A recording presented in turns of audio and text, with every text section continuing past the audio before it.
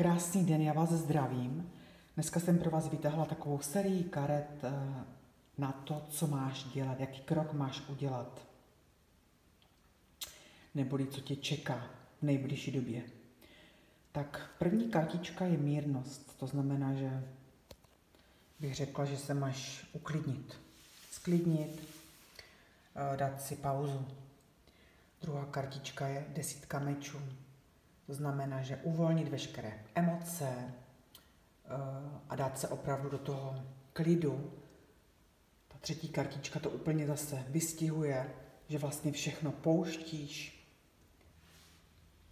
co nepotřebuješ, aby se zase mohla dýchat a být šťastnější. To nám říká tady tahle 9 pentaklů.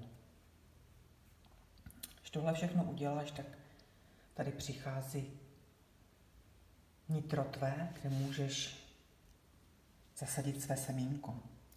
Protože když jsi v chaosu, nebo když jste v chaosu, tak nemůžete absolutně vědět, co v životě chcete.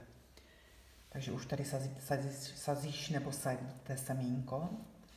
Tady je 9 pohárů. Najednou vidíš tvůj smysl života, kolik ti nabízí možností ve světle, jak se zastavila nebo zastavil a najednou vidíš, co v životě je tvoje, co potřebuješ a čím se potřebuješ doplnit. Máš tady kolem sebe nějakého muže, který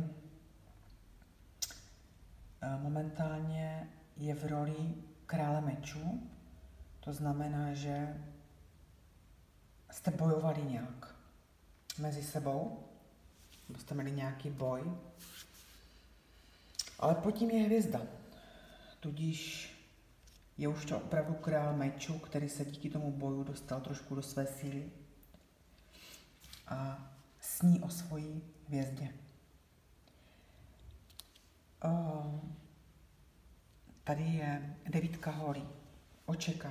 Očekává, až se tady dá něco do klidu a začne se něco tvořit. Něco smysluplného, co oba dva chcete.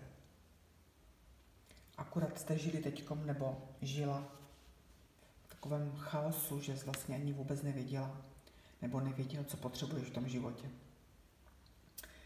Takže oba dva se očekáváte, ale byl tu nějaký boj, který